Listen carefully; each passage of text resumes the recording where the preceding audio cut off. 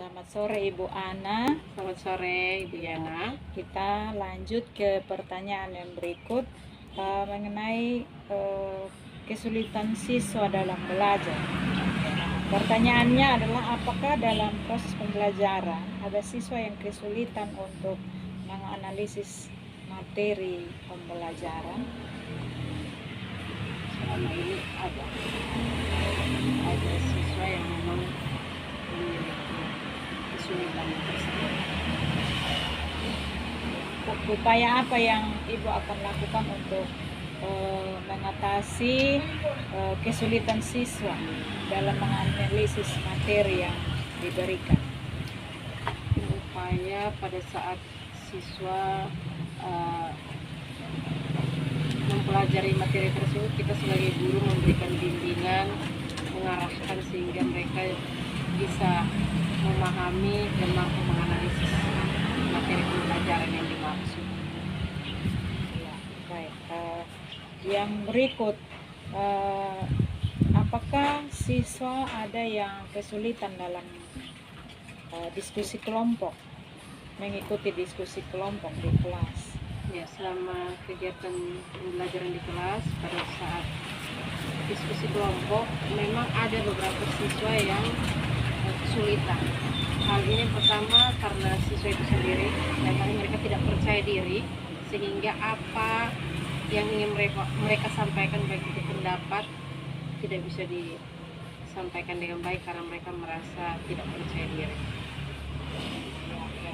Terima kasih. Yang berikut, apakah ada siswa yang kesulitan juga dalam mengerjakan tugas atau PR yang diberikan oleh Ibu? Selama ini ya saya temukan memang ada beberapa siswa yang tidak atau kesulitan dalam mengerjakan tugas.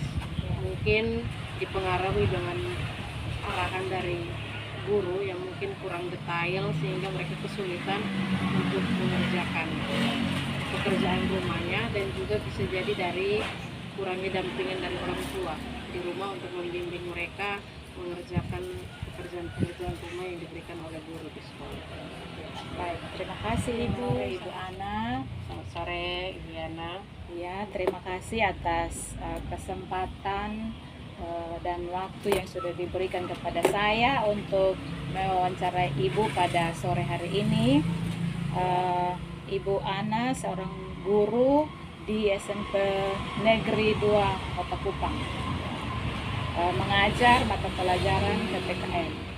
Baik Ibu, saya langsung bertanya dari pertanyaan pertama mengenai pedagogik. Berdasarkan pengalaman Ibu selama ini, hal-hal apa saja yang mempengaruhi keaktifan siswa dalam kegiatan pembelajaran? Baik, terima kasih untuk Ibu Yana yang sudah memberikan kesempatan kepada saya. Baik, terkait pengalaman mengajar saya selama ini, ada beberapa hal yang menurut saya sangat mempengaruhi keaktifan siswa dalam pembelajaran. Nah, yang pertama itu bisa kita lihat dari kondisi fisiologis atau kondisi fisik seseorang atau siswa itu sendiri. Dalam hal ini bisa jadi siswa itu kurang aktif dalam pembelajaran, dia memiliki gangguan dalam hal ini kondisi fisik, bisa jadi berpengaruh pada panca indera, bisa jadi penglihatan maupun juga pendengaran. Dua hal ini yang sangat mempengaruhi, karena ketika guru tidak mengetahui kendala atau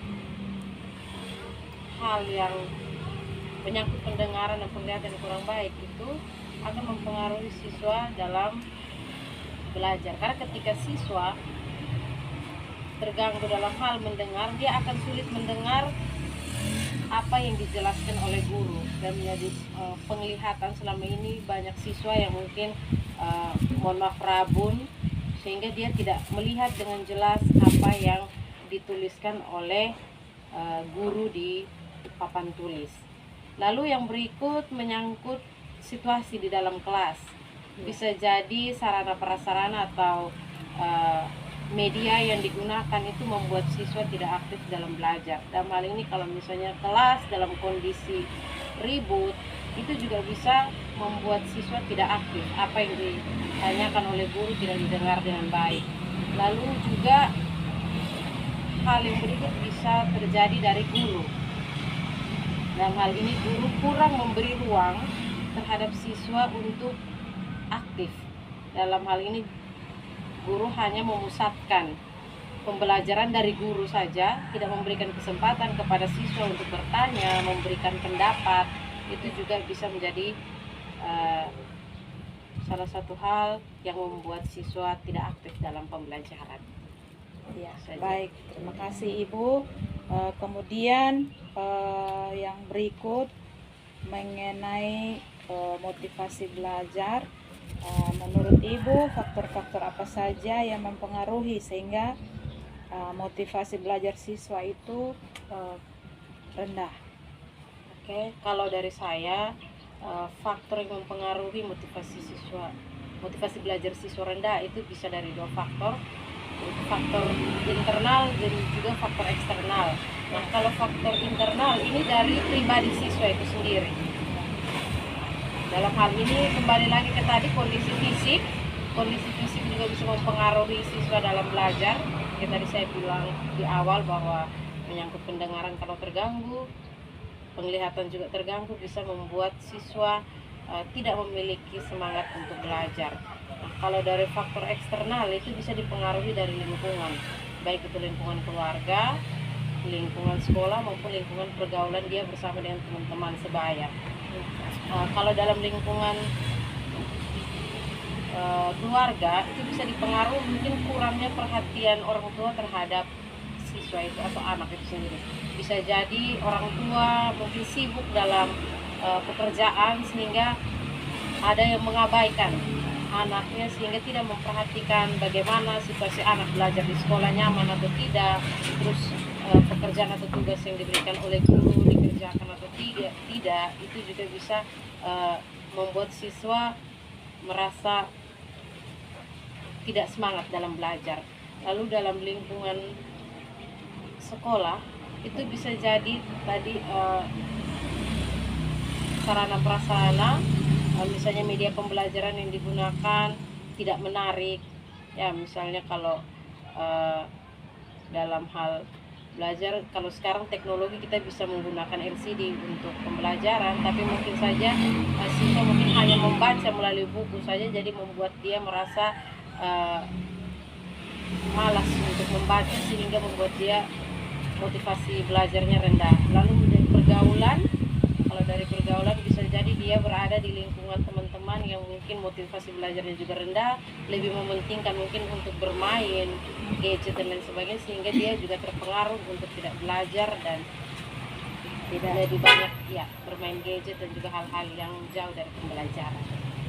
Jadi sudah dari saya untuk Terima kasih Ibu.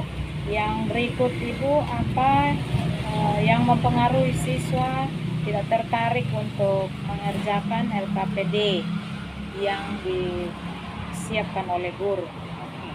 Kalau terkait LKPD, mungkin kalau dari saya hal-hal yang membuat siswa tidak tertarik itu yang pertama mungkin materi di dalam LKPD itu tidak dipahami oleh siswa, sehingga ketika dia malu untuk bertanya, ketika sudah dijelaskan oleh guru tapi dia juga belum paham untuk bertanya, lalu ketika disuruh kerjakan LKPD dia akan tidak tertarik karena dia tidak memahami dengan baik apa yang materi apa yang sudah disampaikan dalam pembelajaran.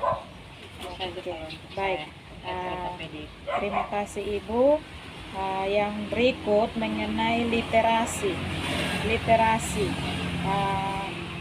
Selama ini apakah Ibu sudah menerapkan kegiatan literasi dalam pembelajaran? Selama ini kalau untuk terkait literasi sudah saya terapkan dalam keseharian atau dalam pembelajaran saya di kelas. Dalam bentuk apa kira-kira itu? Misalnya dalam materi penerapan nilai-nilai Pancasila, itu kalau kegiatan literasi yang saya lakukan itu memberikan sebuah teks cerita di mana cerita tersebut mengarahkan siswa untuk menganalisis dan menemukan dalam cerita tersebut penerapan nilai-nilai Pancasila apa saja yang ada dalam kehidupan sehari-hari. Jadi situ siswa diarahkan untuk membaca dan menemukan nilai-nilai apa saja yang ada dalam teks cerita tersebut. Apakah ada siswa yang literasinya masih rendah? Ya, dari siswa 32 siswa yang ada dalam kelas itu ada beberapa yang memang literasinya masih kurang, sehingga kadang tugas yang diberikan dalam bentuk cerita belum bisa dikerjakan dengan baik. Yang berikut, upaya apa yang Ibu akan lakukan untuk mengatasi siswa yang literasinya masih rendah?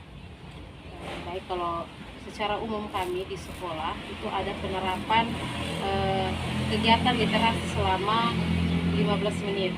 Jadi sebelum kegiatan pembelajaran dimulai itu ada waktu yang disediakan untuk siswa-siswi di dalam kelas 15 menit mengadakan kegiatan literasi. Setelah itu baru dilanjutkan dengan kegiatan pembelajaran. Jadi semoga saja dengan adanya kegiatan itu anak-anak bisa lebih semangat dalam kegiatan literasi. Oke, baik, terima kasih Ibu. Yang berikut mengenai numerasi.